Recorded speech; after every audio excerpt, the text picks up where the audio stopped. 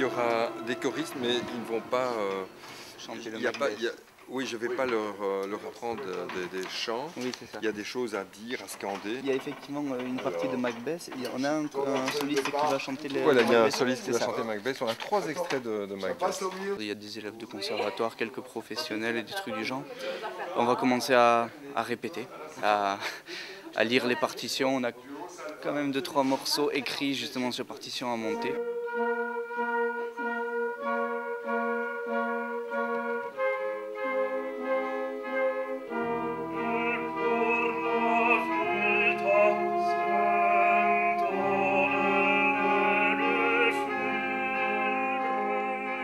Ici, on a si. Faut faire donc peut-être les flûtes, ouais. Ah ouais. Bonjour Bastien. Tromboniste, quelle chance. Fantastique. Nous, ensemble, on va travailler ce matin pour traverser tout l'opéra que j'ai réarrangé et pour qu'on soit un petit peu le noyau dur, quoi. Nous, on va tenir vraiment toute la partie avec toutes les notes qui sont écrites, mais comme on en parlait avec Eric, on peut aussi improviser, chacun trouve sa voix. Voilà.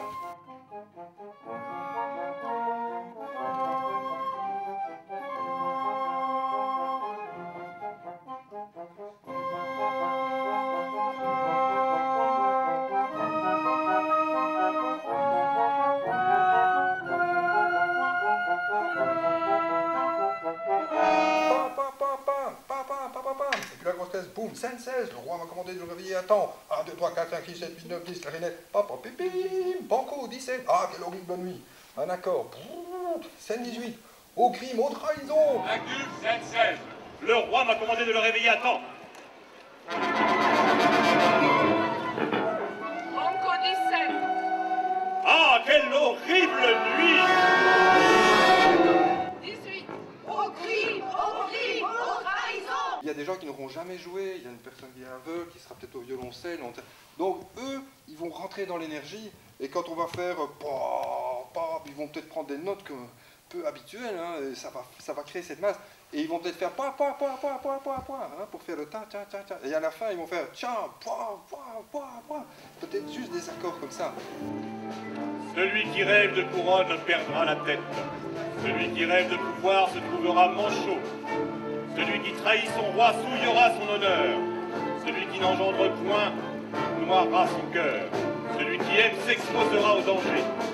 Celui qui hésite perdra la vie. Celui qui parjure recevra l'injure.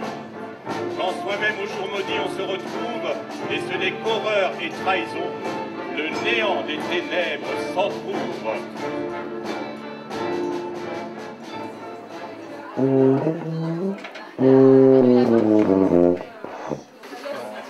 Réunir comme ça un orchestre de gens qui connaissent pas la musique avec ceux qui connaissent sur une œuvre revisitée, ça peut être vachement intéressant, quoi. Là, c'est la musique ouverte à tous, quoi. Et c'est pas mal, quoi.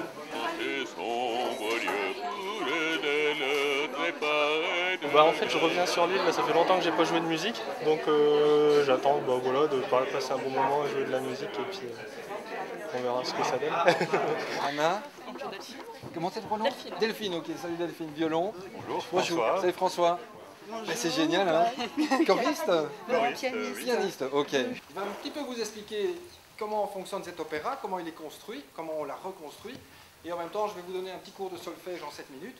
Ne vous dites pas, à un moment je ne suis pas musicien, donc je ne sais pas le faire. Il n'est plus question ici d'être musicien ou de ne pas être musicien. Il y a quand même des choses qui sont un peu plus graphiques et qui permettent à tout le monde vraiment de s'y retrouver aussi. Donc je veux dessiner un son qui est long et qui fait 4 pas. Je dessine un ballon de foot.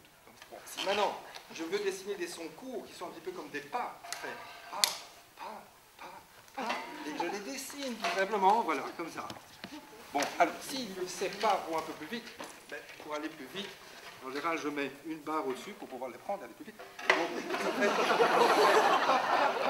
comme ça. Ok, mais maintenant, si ça va encore plus vite, qu'est-ce qu'on va faire, monsieur, pour dire? On va mettre 2 barres, merci madame. Voilà, 2 barres. Perfidi, a longo contro me funite, le potenze presagan profetato, esser puoi sanguinario, feroce e sonnato di donna, ti bien faire une sorcière? La sorcière 1. Elle a crié comme ça. Qui veut bien faire la sorcière 1? Voilà. Vous direz, c'est Macbeth, le voilà! C'est Macbeth! Le voilà! Très bien. Oh, c'est certain que ça va se passer dehors. L'île a un taux d'ensoleillement de 335 jours par an. Je pense qu'on est tombé pile sur une des bonnes journées, quoi.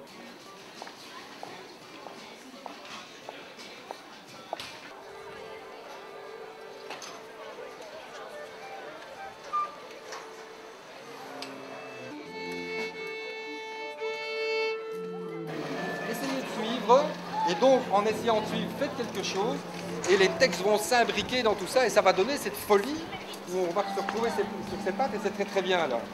Ok? Donc, tout le monde a... Ah, allez-y, quoi.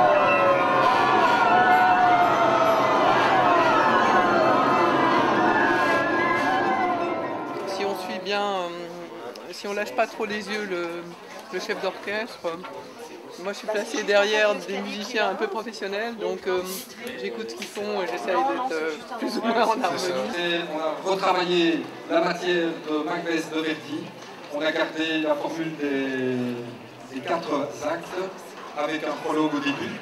Et il faut dire que l'orchestre ici est un orchestre un peu inhabituel parce que la plupart des gens qui sont là n'ont jamais pris un instrument de leur vie.